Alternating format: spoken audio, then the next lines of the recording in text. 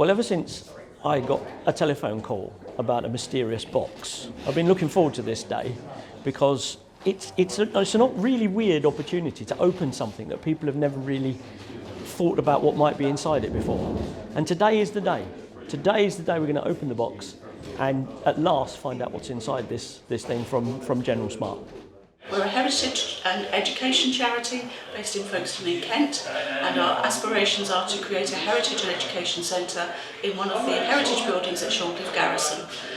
Many of the buildings are being demolished to make way for new housing, and so it's really important that we have a base to preserve the history and heritage of Shorncliffe, which is the birthplace of the modern British Army under Sir John Moore. Good afternoon to the Shorncliffe Trust. Mark Smith here. Hello. We're here. We're here. The big moment. Thank you very much, Mark, for doing this. It's not a problem. This has been sitting in my house for the past week. It's not Christmas, I'm not opening it at all. So it is a little bit like Deal or No Deal, isn't it? So the question is, deal or no deal? The deal is we open the box. We open the box. Together. Well, let's give it a go then, shall we? Now, first of all, we've got to do is get this plastic off. It's a metal box then. Metal box.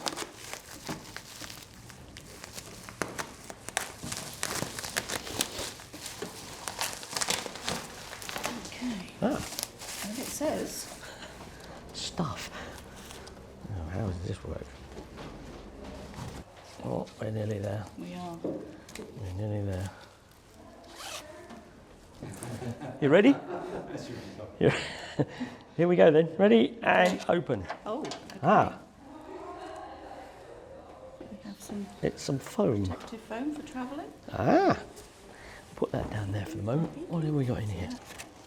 What appears to be, first off, a photograph album. Just get that open. And maybe, is that our man? That is the General. And there is the General. We have several photos of the General.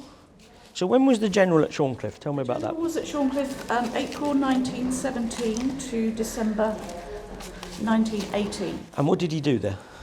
Well, he replaced Sir Sam Steele, who is a very recognisable man to our Canadians here today. He was in charge of training and various other things, so administrative roles and sorting out various things for the troops. So Shorncliffe had about 60,000 troops that passed through its door. I think he's... during the course of the war. It's...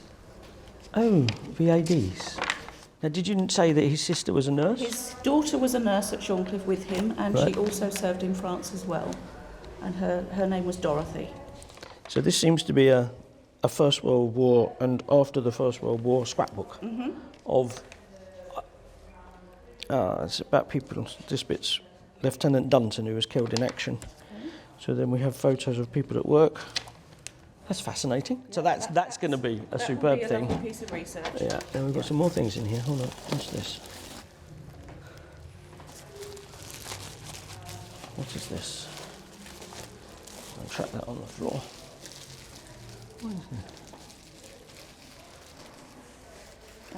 Ah, I don't know what that is. So that's the statute for his medal. Yeah. And you have his warrant for his medal. Yeah, so that's for his... Now, I believe he's at St Michael and St George. Yes. The companion? We'll have a look. We'll have a look. Advice. Okay, we'll have a look. Little tiny photo, man on a horse. That's about it. And then this intriguing wooden box. Let's see what's in here.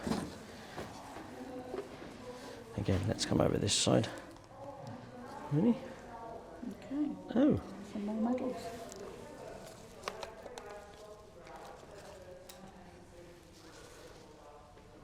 Oh, so we have a... I wonder who these belong to.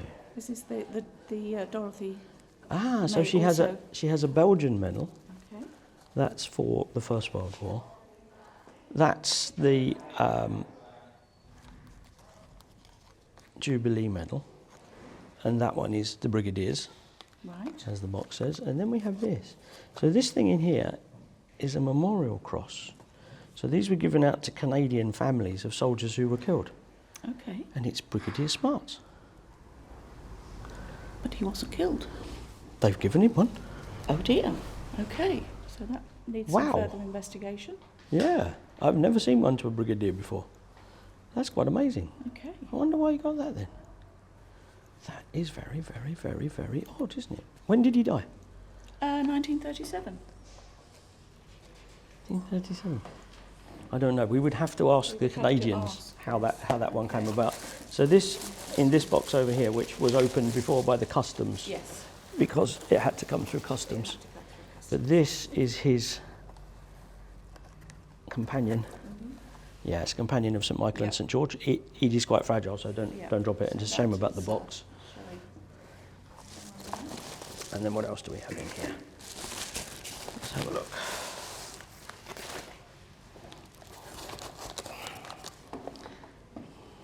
What's this one? There's a volunteer decoration. Colonial Auxiliary Forces. So that's quite a rare one, actually. And then in here,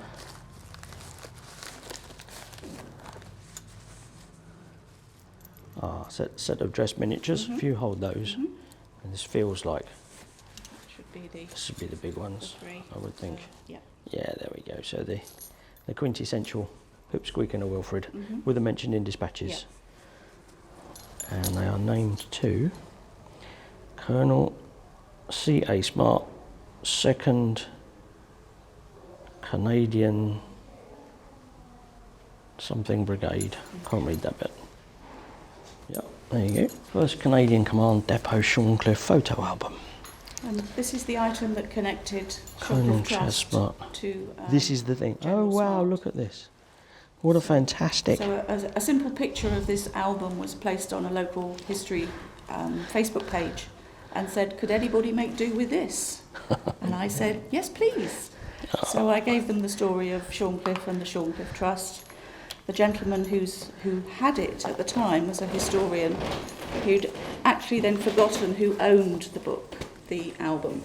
And he said, "Just leave it with me and I'll rack my brains." And then he discovered, or he appreciated the fact that it was a gentleman by the name of Richard Stacey, who he'd done some work for in locating the grave of his grandfather, who was killed in 1915 on the Somme. And so he contacted Mr. Stacey and said, "Look, I've still got this book of yours. Do you want it, or do you want, I've now discovered that there is a Shorncliffe Trust. And so would you like me to pass it on?" And so he linked us in, and I emailed Mr. Stacey, who is a lovely gentleman and himself aged 95. Wow. The great nephew of General Smart. And he is delighted that he also had this box in his basement. And how do I get it to you? And so our MP has stepped in and arranged safe passage from Ottawa for it. And it's just been an incredible journey. So thank you everybody for... I also think not only an incredible journey, but some incredible things inside the box as well. Yes. I mean, this is really good original history photographs. I think the Shorncliffe Trust is going to be very, very, very impressed with what we've managed to get out of the box today. I think so, yes. And thank you so much for being here today and opening it for us, Mark. No, thank you for letting me enjoy the excitement. The collection we've seen today is living proof of the incredible connections that Canada and the United Kingdom have had throughout the campaigns of the First and Second World Wars, and a direct link to the contributions of Canadians here in the United Kingdom. The General Smart's personal collection that's been brought forward displays an incredible legacy and incredible history that once again just goes to reinforce the shared history of our two nations. So this is, it's what it would be today would be like a territorial thing, but in their day they had slightly different names. So this is the Colonial Auxiliary Forces. So that's actually quite a rare medal in itself. They're not issued named, but he's actually had this one named as C.A. Smart CMG 4th Cavalry Brigade. So that's a really lovely little medal. And then we have, quite simply, the Jubilee Medal for King George V and Queen Mary. And that would be here in the UK? Yes. Because Mr. Stacey actually remembers being part of it at the Crystal Palace. Okay, for that time. So the people who got the medal really were on parade that day, so he would have been there that day. And then you said he died in... The General died in 1937. Okay, so not really all that long after, which is why he's not mounted it onto his ribbons. And then this is intriguing because this is the Canadian Memorial Cross. So this, as we said, is given to the families of those who died on active service, as far as I know. It's not, or as a result of war injuries. I can understand that. Do we know what he died of? No. No. Well, that's quite an interesting thing. That's probably the most unusual thing that we really weren't expecting in the box. So that's Today that's would pretty actually good. have been his 154th birthday. Well, Today. it's a shame he's not here then. I mean, he is in presence. He gave it a go, didn't he? 154. Wow. This is an extraordinary find. It's a unique collection relating to Shorncliffe during the First World War, from General Smart's own family archive, personal archive, with photographs of the life of the men at Shorncliffe, a really sense of General Smart's life in Folkestone during the war as well. And there's probably not a collection as comprehensive as this anywhere. So the idea that this has now been found after all these years and will be on display in the town, where I'm sure it will be much appreciated by people who have a very keen sense of the role Folkestone played during the First World War as one of the major hubs for troops from all around the world going between England and the Western Front. Well, what a fascinating morning. We had no idea what was going to be in this box, and what has actually turned out is an incredible collection for one man's service and one man's war. But not only is it the usual medals that we always get for that sort of a occupation as a soldier, but this has actually been documented with photographs. And as we've been looking at them, we noticed that nearly every single photograph that he's actually annotated on the back with who, why, what, where and when.